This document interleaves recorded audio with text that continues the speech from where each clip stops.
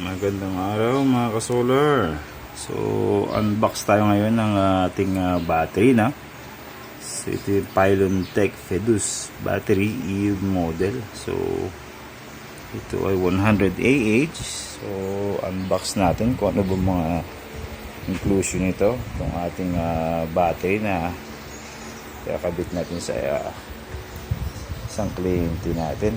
So, ito pala ay Bacolod, Negros Occidental. So, tanggal ko na yung tape. So, check natin kung ano bang mga laman ito. So, mga gustong bumili ng ganitong battery. So, Light PO4 na Pylontech 100 Ah. So, hanggang laman.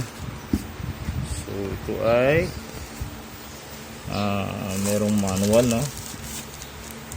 So, may handle, expansion bolt, tsaka ito yung pinaka siguro yung bracket nya for wall mounted. So lagyan natin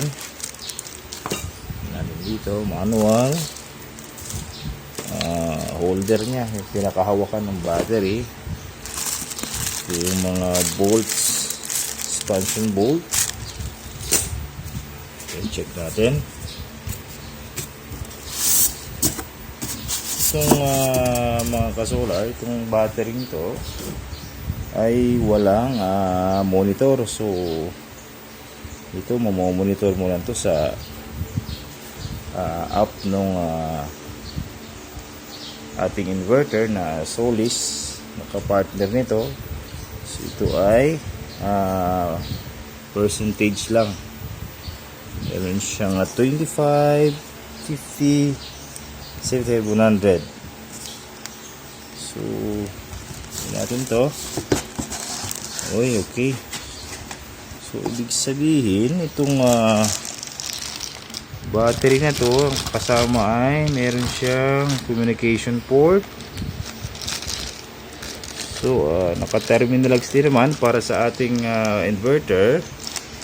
Ito naman ay connection para sa battery, CAN port. Meron pang silica gel. Yung positive, negative port. So, dalawa, no? For paralleling purposes. Ito naman ay sa CAN port. Hindi ako nagkakamali.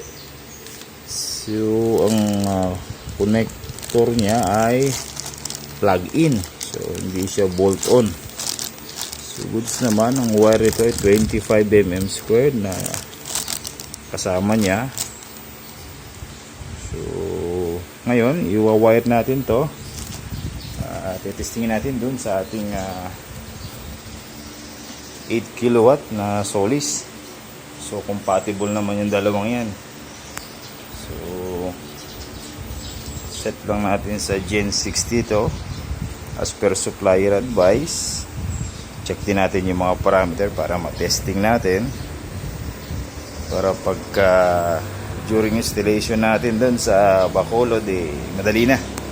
So, na-test na natin dito sa bahay natin. So, dito sa bahay ko, sa Bicol pa. Medyo malayo. So, bibiyahe tayo ng from south to south, no?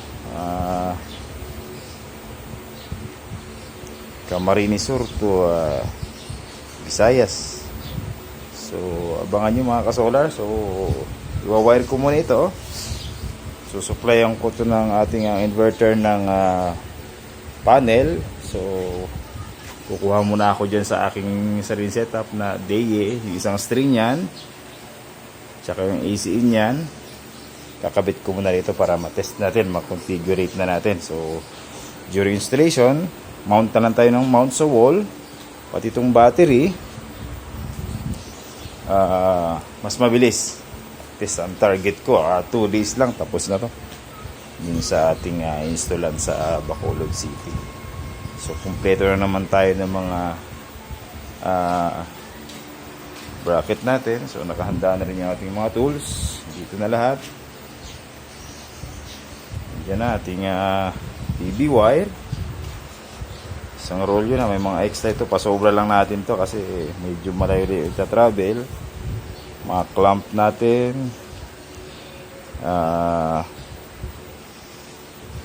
mga impact drill natin, drills. So ito na mga ka-solar, almost prepared na naman tayo. Yung mga panel natin nauna na dun.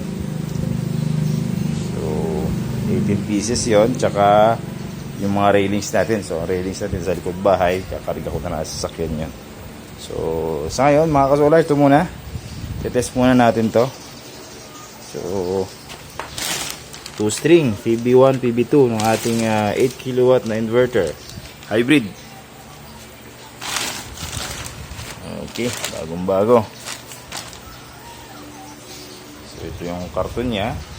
So ito i-out muna natin para maitabi natin doon at ma-wired na, ma-testing natin para configuration. So mga ka-solar, abangan nyo ang installation nito sa Bacolod City, Negros Occidental.